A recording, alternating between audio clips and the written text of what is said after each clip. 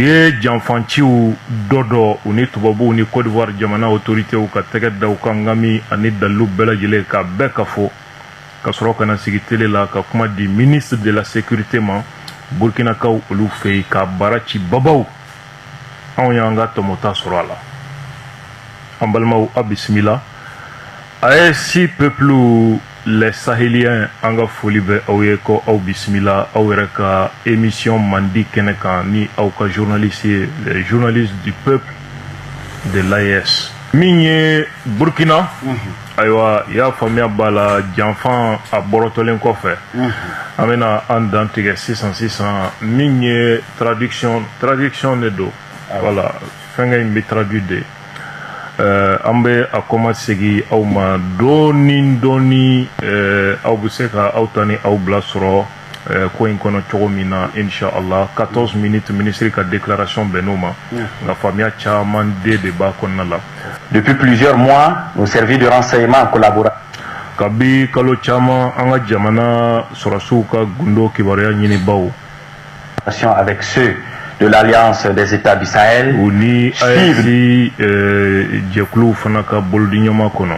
De près un vaste réseau de déstabilisation. U b'a ka maa dɔw jateminɛ maa minnu ni u ye janfan sarada minnu ni a laɲini ye k'an ka jamana bila basigibaliya la. Orchestré depuis l'extérieur. O ko in janfan sirila kabi jamana kɔ kan. Les ramifications internes menacent notre souveraineté nationale. Bolofaraw b'a la bolofara minnu bɛ Burkina yɛrɛ jamana kɔnɔ minnu ka laɲini ye ka Burkina ka yɛrɛma hɔrɔnya don gala la.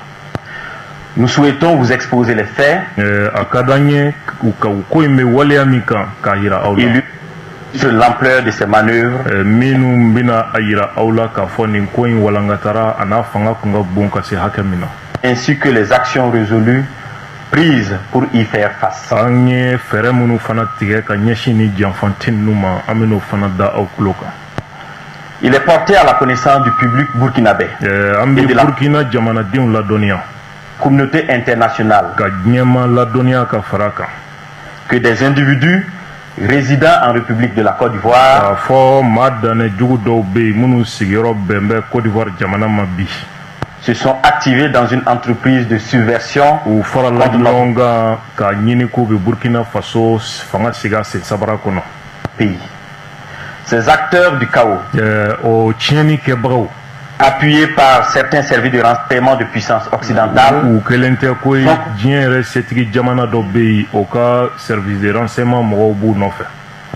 De divers profils que des militaires et anciens militaires. Min ye civiliw b'a la civil bolofara caman ani Burkina yɛrɛ sɔrɔsi dɔw ani sɔrɔsi kɔrɔ dɔw. Ayant quitté le territoire national. Minnu ye Burkina jamana bila. Des opérations de propagande et de déstabilisation. Ka taa don fitinɛ ni bamayɛlɛmani kumaw ta ka Burkina sɛgɛrɛ ani ka fara Burkina jamana cibagaw kan. Grâce au suivi permanent de leurs activités, an ye u ka kɛwale n'u ka takasegiw dɔ u nɔfɛ a ma kɔtigɛ fiyewu o kɔfɛ. Nous avons pu déjouer plusieurs tentatives de déstabilisation. O kɛra sababu ye u y'a ɲini k'an ka jamana ɲagamini fɛɛrɛ caman kɛ an ye an sen d'a kan.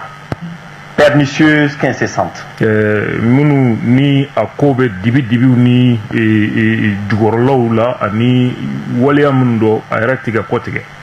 Face à ces échecs répétés, u ye fɛn caman bolo da o bɛɛ tiɲɛnen kɔfɛ u bolo. Ces individus sans foi ni loi ont opté ni maa dannejugu u ye farikura da sisan. Pour un énième plan. U ka fɛɛrɛ jugu labanw a b'i n'a fɔ u y'o sigi sen kan. Ce énième plan consistait d'une part à signer un contrat. O fɛɛrɛ jugu waleyali tako fɔlɔ tun ye ka bɛnkan dɔ de latigɛ. Des groupes terroristes baptisés les centraux. U ni terrorisiw ni ɲɔgɔn cɛ u yɛrɛ dama ni ɲɔgɔn cɛ gundo kumaw la u b'o terrorisiw wele u yɛrɛ ni ɲɔgɔn cɛ pour que a kana dɔn ko minnu bɛ camancɛ la les centraux. Tout pas à leur donner des formations spécifiques. O kɔfɛ ka tila ka o terroriste ninnu ka formation kɛrɛnkɛrɛnlen k'u kunna mais tu vois Burkina yɛrɛ sɔrɔsiw ɲɛmɔgɔw ani tubabuw ka service renseignement ka fara Côte d'Ivoire kan terrorisme minnu bɛ ka Burkina jamanadenw ni halaki kosɛbɛ olu de b'olu ta ka formation kɛrɛnkɛrɛnlen k'u kunna ka Burkina armée gundow yɔrɔ f'u ye u bɛna jɛ ka fanga sigi a sen sabara kɔnɔ pour que ka Faransi wasa Allahu akbar ala an ka taa du centre-est pour la prise d'objectifs qui ont été consignés dans leur contrat. u ye contrat min kɛ u ni terroristes ni ɲɔgɔn cɛ u ka kan ka ɲɛsin Burkina nimayɔrɔ minnu ma k'o gosi yaasa fanga ka dafiri u y'o fɛngɛ fɛɛrɛ bɛɛ tigɛ o kɔnɔna la ani terroristes ninnu bɛ former ka se k'o lasɔrɔ cogo di u y'o fana kɛ contrat kɔnɔna la o contrat kɔnɔ terroristes welelen bɛ ni gundo tɔgɔ min ye o de ye ko camancɛ mɔgɔw les centraux. Ils devraient en premier lieu mener des actions violentes contre des civils. U kun kan ka baara fɔlɔ min kɛ o ye ka lajaba ta ka jamanadenw sɛgɛrɛ innocents, ka jamanadenw joli bɔn k'u nin bɔn. Puis en second lieu s'attaquer non seulement à des institutions de la République, u ka fɛɛrɛ n'u tilal'o la jamanadenw dusu mana kasi sisan o kɔfɛ u b'u kunda fanga ka yɔrɔw kan aussi à plusieurs autres points sensibles. ani Burkina yɛrɛ jamana yɔrɔ minnu bɛ yen ni yɔrɔ gɛlɛnbaw don ni magar'u la tiɲɛni b'a la aéroport bɛ se ka k'a la fɛn wɛrɛw bɛ se ka k'a la. La première attaque précurseur de cette opération était celle de ni fɛɛrɛ jugu min tigɛr'u bolo sani u k'o baara daminɛ u bɛ baara fɔlɔ min kɛ ka maaw hakili gosi u y'o kɛ ka ban. le samedi 24 o kɛra Barça-Logo samedi don août kalo tile 24 tɛmɛnen 24 qui consistait à massacrer le maximum de population civile. ni u taara ɲɛsin ka duguden caman ka ca maa 100 k'olu ni bɔrɔntɔ pour créer le désarroi et le chaos yaasa ka jigi wɔɔrɔ nati jamanadenw na ani ka maaw dusu kasi ka bila fanga la et ébranler de ce fait la nation entière. u ɲɛna n'o kɛra u bɛna jamana bila dabawuli minɛn kɔnɔ ainsi l'exécution de l'action yaasa fɛɛrɛ jugu min n'u y'a sigi sen kan o waliyali o bɛ se ka nɔgɔya cogo min. Le plan prévoyait l'infiltration de plusieurs groupes terroristes. o fɛɛrɛ o kun kɛn bɛ ka fɛn min ɲɛbila o ye ka terroriste jɛkulu caman sɛlɛ ka don duguba kɔnɔnaw la tiɲɛni kama. Le premier groupe groupe fɔlɔ de mener l'action principale à partir ni olu de kun kan ka baara fanba kɛ 9 août 2024 o kun kan ka daminɛ août kalo tile 29 tɛmɛnen était composé de 150 terroristes venus du centre-est. Terroristes 150 de mobilisera o kama minnu kun kan ka bɔ Burkina kɔrɔn ni camancɛ fan fɛ ka na. Ils devraient se diriger vers la zone de Sapui, olu kun kan k'u ɲɛsin Burkina yɔrɔ min bɛ wele ko Sapui, de monter sur Ouagadougou ka yɛlɛ ka na Burkina faaba kɔnɔ Ouagadougou en vue de prendre le palais présidentiel n'olu ka laɲini ye Burkina palais ka dankari o la k'o minɛ à Koulouba. Le deuxième o palais bɛ Koulouba. groupe devrait attaquer la base de drones militaires. jɛkulu filanan min tun b'u bolo o tun kan k'i kunda min ye Burkina sɔrɔsiw ka sanfɛ kɛlɛkɛminɛnw bɛ yɔrɔ min n'o ye base de drone ye ka taa dankari yen na. Tu as vu un peu bɔ ɲɔgɔn fɛ min bɛ nin ni Mali attaque min kɛra gendarmerie ni aéroport ni le 17 septembre. u tun bɛ ka Mali drone base de ɲini o u ma taa aéroport kama o minnu y'u kunda yen kan bɔnɛ jiginnen olu kan o tɔ yurutɔ ka jigi u nana pɔye aéroport kan mɔgɔw ɲɛ bɛ Jakarta min na dɔw ɲɛna ko u nana Jakarta de la u ye dɔ de ka Jakarta bosi a la ko o essence bɔ u tun bɛ fɛ ka avion de jeni n'o ye u ma na ni moto in ye o beaucoup ne savent pas ni ye dɔw ye lagosi la ko mɔgɔw kana Jakarta la ko ka aéroport minɛ ils n'ont rien compris u ye dɔ de ka Jakarta bosi a la ye a essence nɔfɛ ça veut dire que u mana avion kama sinon avion ninnu tun tɛ kisi u nana drone base de kama minnu taara ye o bɛɛ taara lahara o bɛɛ de taara lahara donc u tɔ bolitɔ ka segin u nana u yɛrɛ sɔrɔ aéroport kuru kɔnɔ a kɛra surprise y'u la quoi donc olu de bɛ kɛ u ka taa u y'a ɲini sisan k'u b'o jeni quoi donc la i m'a ye foyi t'u bolo u bɛ se ka min kɛ ka tiɲɛni kɛ donc voilà ce qui a été fait. A fɛnw bɔ ma ɲɔgɔn fɛ. Voilà. Toute riposte de nos forces. o laɲini ye n'u y'o kunda palais kan il y a mais drone ni fɛnw bɛ wuli drone yɛrɛ ka base ma attaqué donc il y a attaqué pour que olu ka dɛsɛ k'a fɔ k'u bɛ taa palais protégé. Deuxième groupe venu du territoire ivoirien. Groupe sabanan o kun kan ka bɔ Côte d'Ivoire dugukolo kan.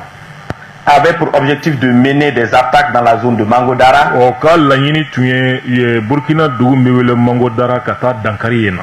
Pour disperser nos forces combattantes. combattantes. Yasa ka sɔrɔsi minnu bɛ yen k'olu jɛnsɛn. D'autres groupes devraient cibler l'aéroport pour bloquer tout renfort extérieur. Jɛkulu wɛrɛ tun ka kan ka i kunda Burkina aéroport kan yasa ni nin baara daminɛna an bɛ AES kɔnɔna la.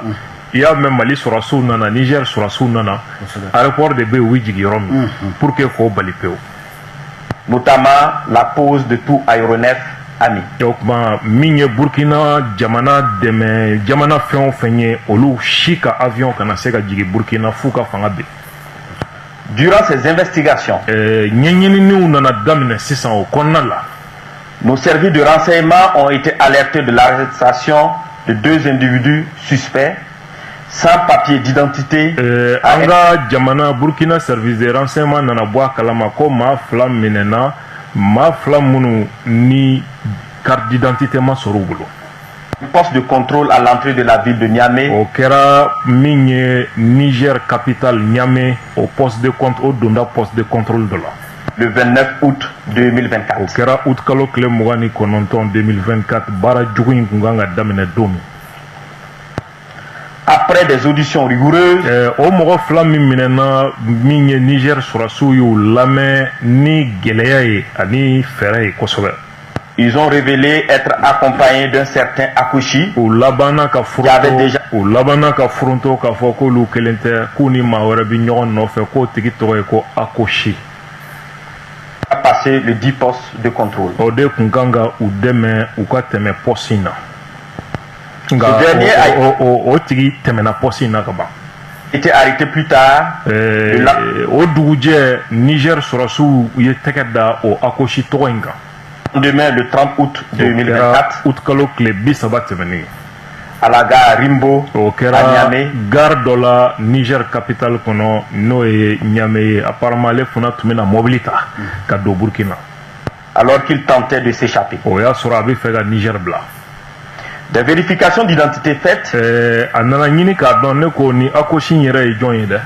Il s'est avéré que le a nana tiɲɛtigiya. Nommé Akouchi n'est rien d'autre que le commandant Ahmed Kinda. Commandant Burkina armée commandant Ahmed Kinda Aledo. Précédemment chef de corps des forces spéciales. Burkina surasi nganaw ka kelabolo ɲɛmɔgɔ n'o ye force spéciale o ɲɛmɔgɔ de do. Censé normalement être en stage au Maroc. Ale yɛrɛ a jamana y'a bila ka taa Maroc k'a bɛ taa formation na ye.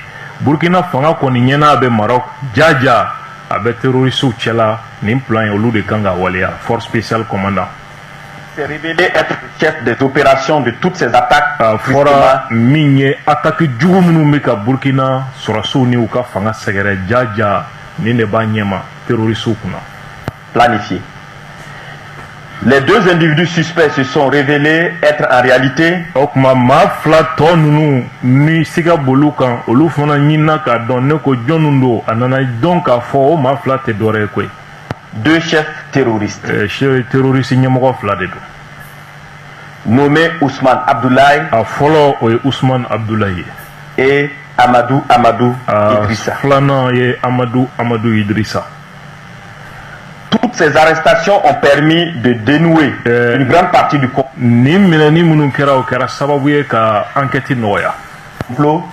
et de mieux comprendre les manœuvres visant à déstabiliser notre nation.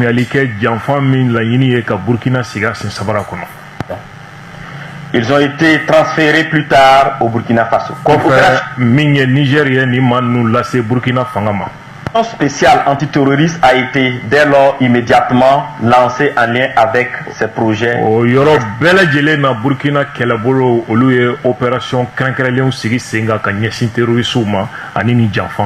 Stabilisation. Les premières investigations ont révélé que ce complot orchestré par des ressortissants burkinabés résidant à l'étranger. Monsieur Aziz Diallo, ancien maire et député de Dori, travaillant actuellement en Centrafrique au compte d'un organisme international. Il est l'un des cerveaux présumés de cette conspiration. Sous le nom de code Ahmed de Santo, il est en contact avec un groupe terroriste.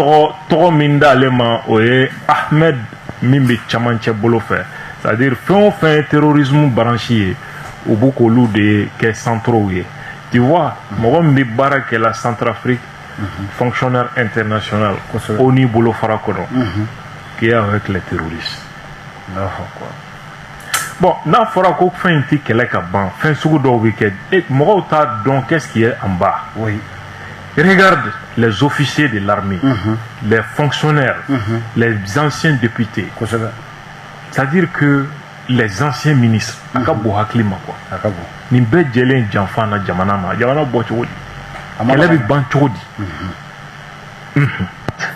de l'État islamique au Grand Sahara État islamique de Bolo Bolo à travers un de ses oncles installé dans contacté Mimbani État islamique Moroche aller baigner dans des pays la ville de Dori. Obi Dori Doukono, Ode Chamanche, ni fonctionnaire international, Aziz Diallo, ani terroriste.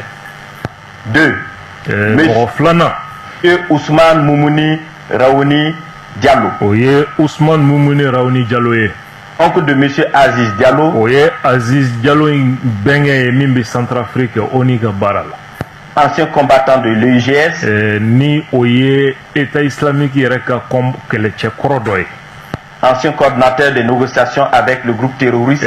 Allez la fana tué négociation kebara du groupe terroriste ni fanga ni nyonche allez de tumbo onyama.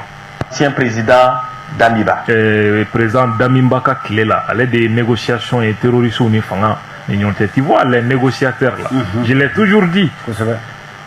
Et c'est que négociation qui est barrée mort Vladimir Nche mais sur quoi ça c'est pas possible non à là-bas là ou qu'à d'ici bas de dos c'est ça c'est pas comme ça hein Amata 3 monsieur Savana Aziz Dabo oui Aziz Dabo ex-agent de l'Alliance nationale de renseignement ANR en fuite. Burkina service de renseignement Moko Korodore allé. A Tegatara Janfan de la Aboula Kajamanabla. Djaja allait faire un complot contre avec les terroristes. Tiens, on a sabalisa. Non, Forako Forafin, Danganendo. C'est-à-dire que non. C'est-à-dire que ni a foré ko Forafin Danganendo. Moi, là, à Maléa Bnenaka Sosoli Kala quoi. Parce que quand ils voient tout ça, ils vont mousse Sosoli de Ké.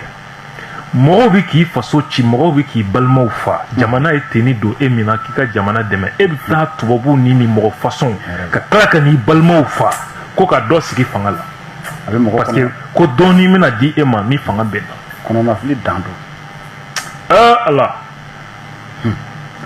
ay atsaka te menga wende che hey ala nga do ke ala ka anda bo farafina kuma na ko wallahi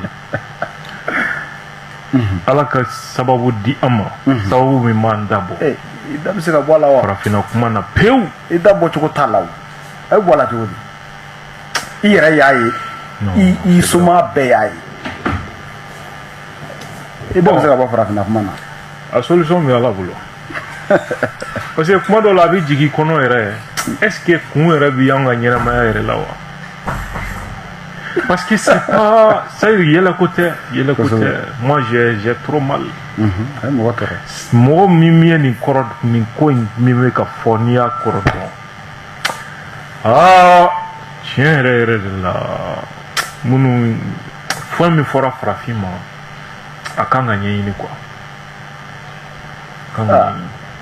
en tout cas wallahi a kan ka ɲɛɲini tubabu kɔni ye an fɔ cogo min na ala kana o kɛ tiɲɛ ye dɛ non bon tiɲɛ dɔ b'a la ala kana kɛ tiɲɛ dɔ b'a la parce que ne kɔni ma nin bila yɔrɔ ma bila minɛ sɔrɔ fiyewu ma bila minɛ sɔrɔ comment adamaden conscience bɛ ban fo ka se nin niveau la an ka taa an ka nin ban joona connu sous le nom de code Lionel. O ma tɔgɔ in u yɛrɛ janfanciw ni ɲɔgɔn cɛ o renseignement ɲɛmɔgɔ ye u bɛ ka tɔgɔ min d'ale la o ye Lionel ye n'a fɔra Lionel dɔrɔn o y'ale de. 4. Nanina. Monsieur Abdoulaye Bari. O ye Abdoulaye Bari ye. Connu sous le nom de code Le Voyageur. U bɛ tɔgɔ min d'ale la u yɛrɛ dama ni ɲɔgɔn cɛ gundo la ani contrat kɔnɔ o de ye ko dugutagala. Il est le lien entre les puissances occidentales, les terroristes et la partie militaire. Ale de ye camancɛ ye tubabu jamanaw ani terroristew ani Burkina sɔrɔdasi janfanciw olu ni ɲɔgɔn cɛ. Donc ale de bɛ taa tubabuw fɛ yen ale de bɛ na ale de ni terroristew bɛ ɲɔgɔn ye ale de bɛ o coordonner. 5. A duurunan. Un certain Serge Maturin. U bɛ dɔ wele ko Serge Maturin. Journaliste nigérien d'origine ivoirienne. Ale Niger journaliste dɔ ye nka lasulu ye Côte d'Ivoire ye. Présentant Le Voyageur au Niger. Ale de ye makofɔlen Bari n'o bɛ wele ko dugutala o ka représentant de y'ale ye Niger. Il a hébergé le commandant Ahmed Kinda. O kuma la nuit. Burkina sɔrɔdasi commandant ye Ahmed Kinda a jiginna ni journaliste in de fɛ Niger. Du 29 août 2024. Août kalo tile 29 kɛrɛnkɛrɛnnenya la. Pour lui permettre de s'échapper. Yasa a ka se ka Niger faba bila. Pour faciliter également l'infiltration de tout le commando à l'est. Min ye Burkina kɔrɔn fɛn fan fɛ tiɲɛnikɛla fɛn o fɛn kan ka don Burkina kɔnɔna la ale de kun kan ye o bɛɛ jatigi ye k'u latɛmɛ ka don n'u ye Burkina. Burkina Faso. Monsieur Abdoulaye Bari lui avait Abdoulaye Bari demandé de garder par derrière lui 4 téléphones satellitaires de marque Touraya. O kun ye téléphone naani d'a ma n'o marque ye Touraya ye minnu ni jamanaw services tɛ se k'olu weleliw lamɛn. Destiné aux opérations funestes. Yasa baara jugu min bɛna kɛ k'o téléphone naani di o baara jugu kɛbagaw ma ni baara daminɛna. Vous voyez un journaliste au Niger. C'est lui qui coordonne tout ça. Burkina bɛna déstabiliser cogo min. Vous voyez. Heureusement, ni Bazoum tun bɛ fanga la nin kun bɛ ɲɛdɔn. Ayi abada. Niger service de renseignement de ninnu ta u tɛgɛ ma. Ka tila k'u bila ka taa di capitaine Ibe ma. Ka baara kɛ. Côté fɛn fɛn Niger côté Niger service de renseignement o baara kɛ k'o dafa. 6. A wɔɔrɔnan. Monsieur Djibril Yipene Bassolé. O ye Djibril Yipene Bassolé ye. Ancien ministre des Affaires étrangères. Burkina Faso ministre kɔrɔ min tun bɛ baara kɛ Burkina ni jamana wɛrɛw ni ɲɔgɔn cɛ. Faso. 7. A wolonfilanan. Monsieur Newton Ahmed Bari. O ye Newton Ahmed Bari ye. Ancien président de la CENI. Burkina élection ɲɛmɔgɔ ya tun bɛ minnu bolo o président kɔrɔ CENI. 8. O ye seginnan. Monsieur Alpha Bari. Alpha Bari ye. Ancien ministre des Affaires étrangères du Burkina Faso. O fana ye Burkina Faso jamana ministre min tun bɛ kuma Burkina ani jamana wɛrɛw cɛ. 9. Kɔnɔntɔnnan. Le commandant François Zungrana. François Zungrana ale ye commandant ye Burkina jalatigi don a bɛ kaso la bi. Alias César. U ko yɛrɛ dama ni ɲɔgɔn cɛ u kun bɛ tɔgɔ min wele ale la gundo la o ye ko César. 10. A tannan. Le commandant Herman Zongo. O ye commandant Herman Zongo ye. Renseignant sur les positions des vecteurs aériens. Y'a ye o fana ye Burkina sɔrɔdasi jalatigi dɔ ye. Burkina avion ni drone bɛ yɔrɔ jumɛn ale de tun bɛ terroristew ani jugu ladɔnniya o kibaruya la. Est-ce qu'il y a faamu? Des mouvements de l'armée. 11. Ani sɔrɔdasiw u bɛ nin yɔrɔ in na u bɔra nin dugu la nin convoi hakɛ o de bɛ ka taa yan a bɛ se kɔ nin fɛn kan ale de tun b'o baara la. Le commandant Joanny Compaoré. Commandant Joanny Compaoré.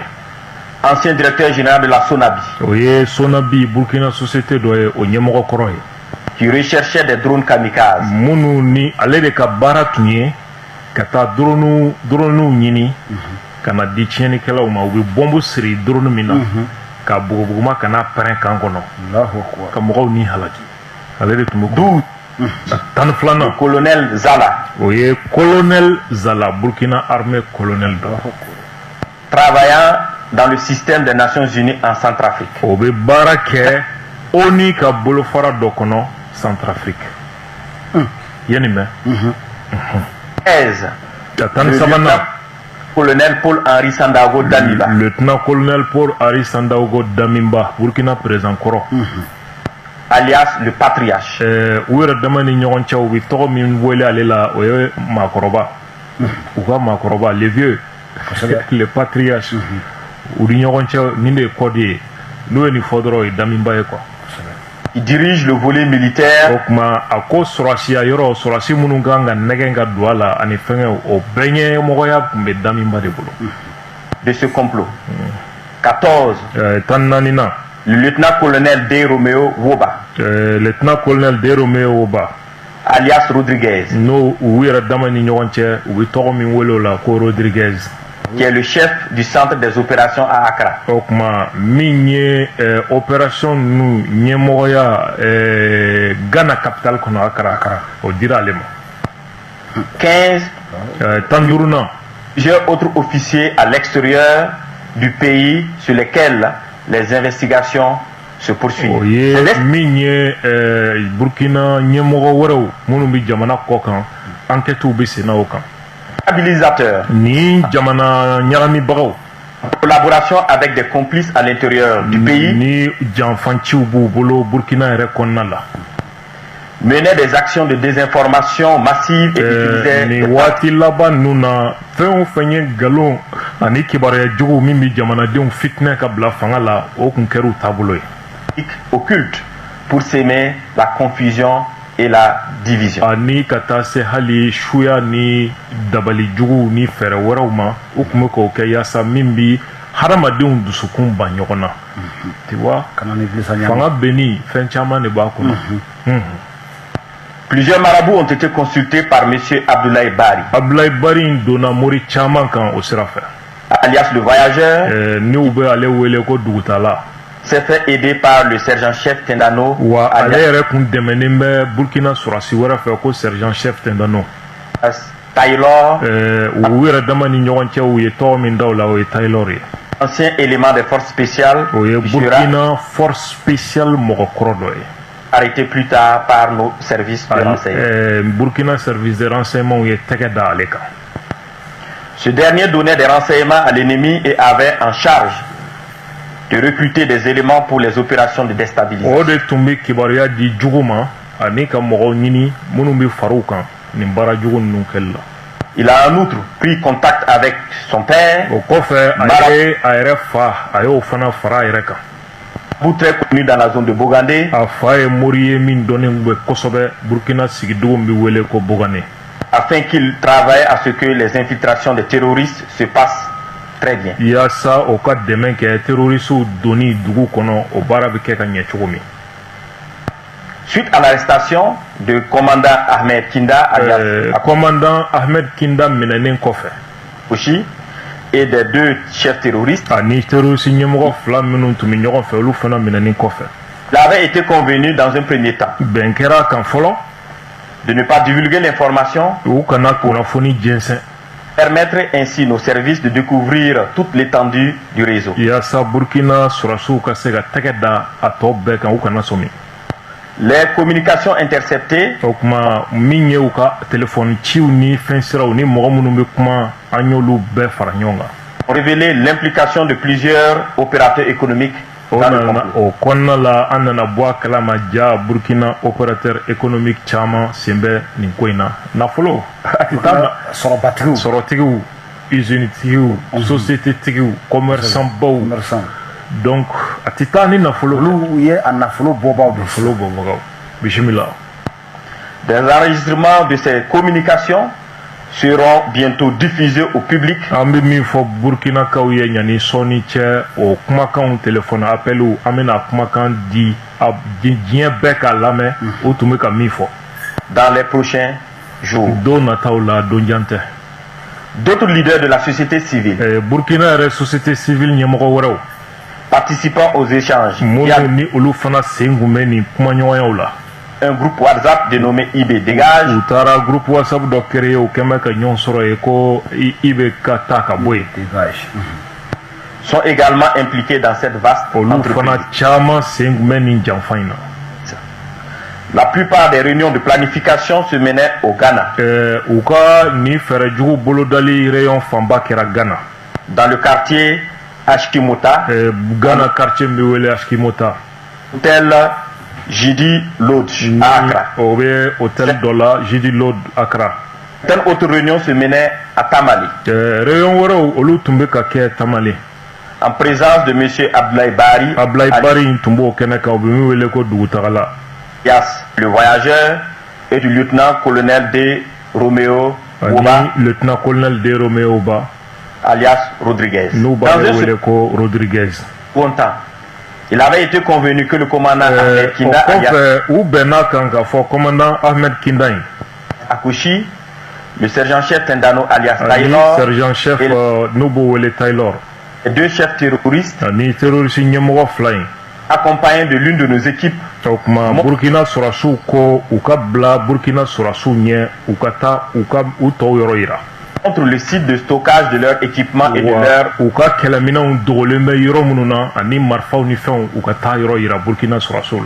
matériel divers. Ce lieu, sous la garde des terroristes à la solde du commandant,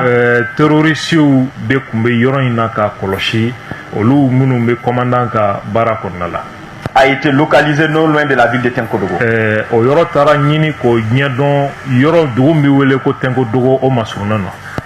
Une fois sur place, ici on tentait de s'échapper. Mais des échanges de tirs sont suivis, au cours desquels ils ont été neutralisés en sus de plusieurs autres terroristes. Les autres déstabilisateurs, loin d'abandonner leur funeste entreprise, ont décidé de peaufiner un nouveau plan lors d'une réunion qui doit se tenir normalement au Nigeria le 27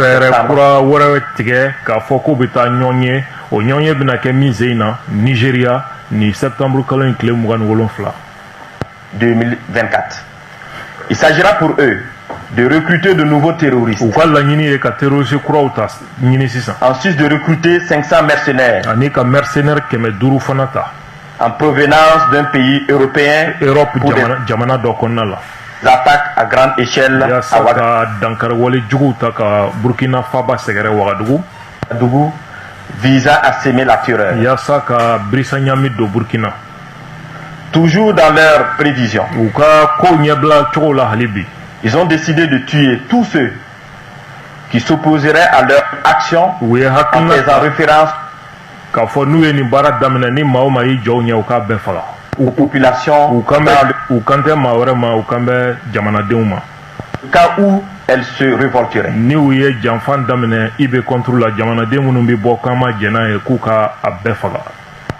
Ainsi, pour préserver leurs familles et leurs proches,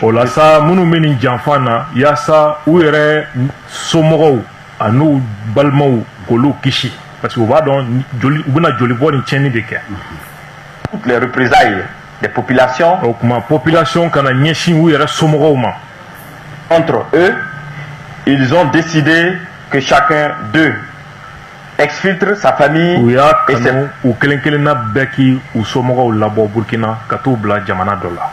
proches.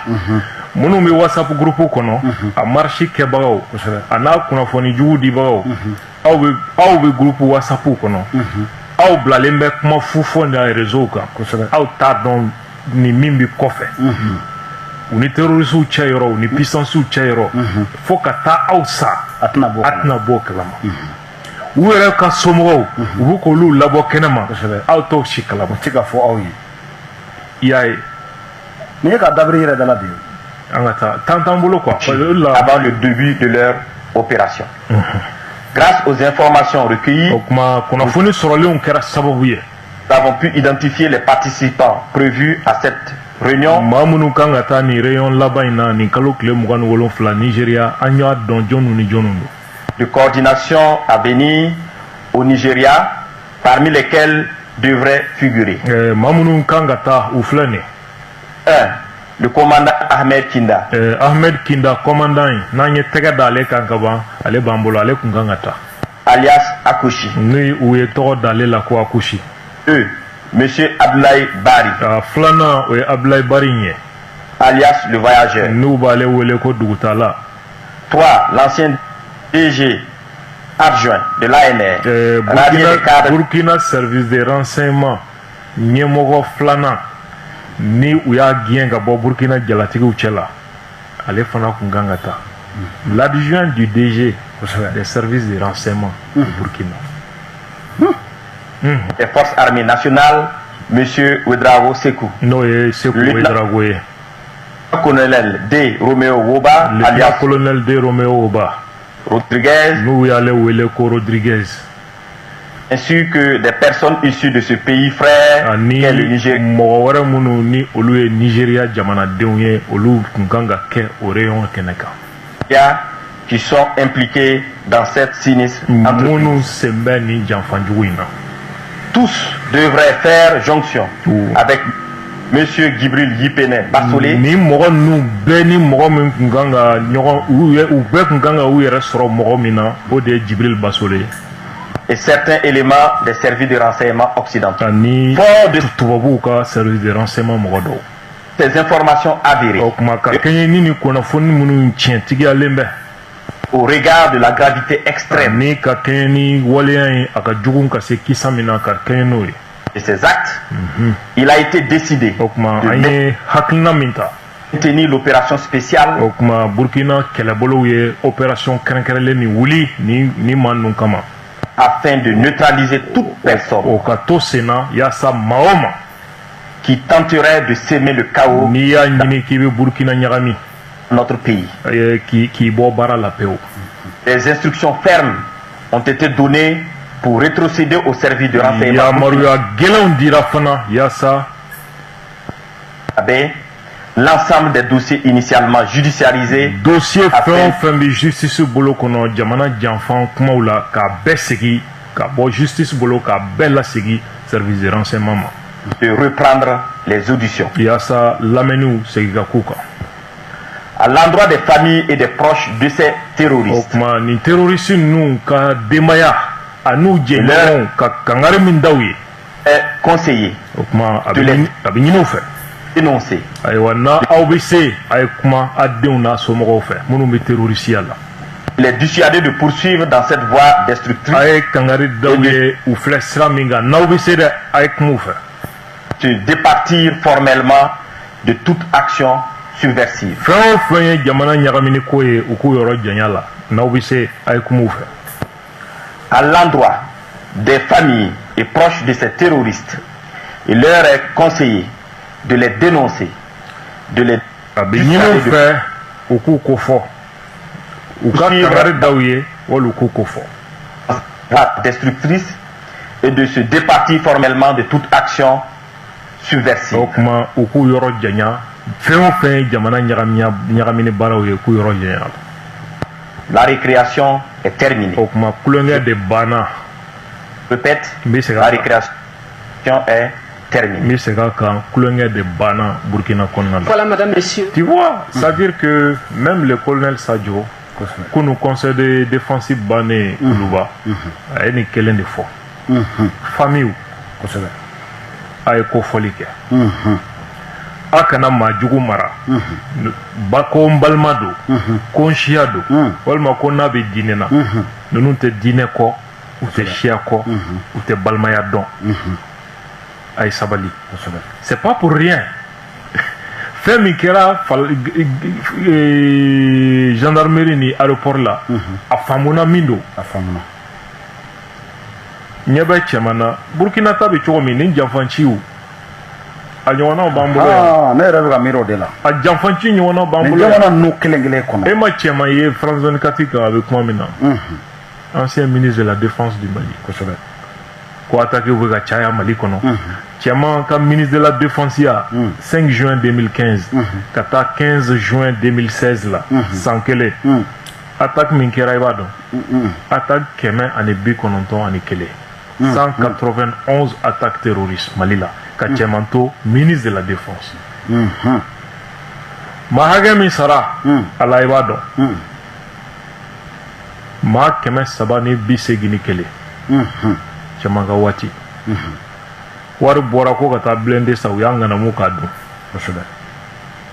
Cɛman Hubert kelen kelen. Bamako gosira Bagineda gosira ka cɛman ninnu bɛɛ to yen. Nampala kan gosira siɲɛ 2. Cɛman taara fɔ IBK ye ko non ko baara bɛɛ ɲɛna. IBK bɛ nisɔndiya la waati min o kuma fɔlen waati min na IBK bɔra kalama ko Nampala ko terroriste bɛ kulonkɛ la Nampala kan kɔni. K'a ye cɛman ka décret nati a y'a wa bolo ya cɛman i to a ka so kɔnɔ ka kalankan mɛn waati min na k'a gɛnna. K'a wulila ka bɔ a jɔyɔrɔ la. K'u y'a gɛn.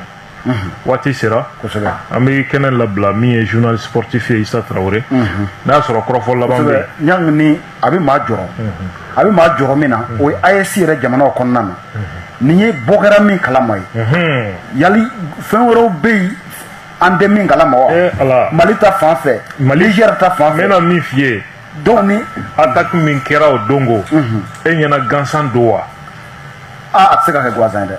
A kɛbagaw ye mun fɔ? Ko laɲini ye ko sɔrɔsiw ka Assimi labila. Kosɛbɛ. O ye politique de ye o. O ye politique ye. Ça n'a rien à voir avec depuis i b'a dɔn ko fɛn dɔ de bɛ yen duguma. Donc ne kɔni ka faamu na an ka jamanaw u k'u janto u yɛrɛ la nin waati la. Parce que a bɛ komi an bɛ ka don phase kura de kɔnɔ. Siga t'a la. Donc an bɛ dugawu kɛ Ala ka bɔda ɲuman d'an ka jamana. Ami. Vraiment Ala ka jamanadenw kisi. Ami ami. AES Ala ka barika don a la. Kosɛbɛ k'i yɛrɛ fo ka lamɛnbaa bɛɛ fo. An ka foli b'i ye. Merci infiniment. Yaya Traoré Toto Silencieux ale bolo tun bɛ nɛgɛw la. Wassalamu alaikum wa rahmatullahi wa barakatuh.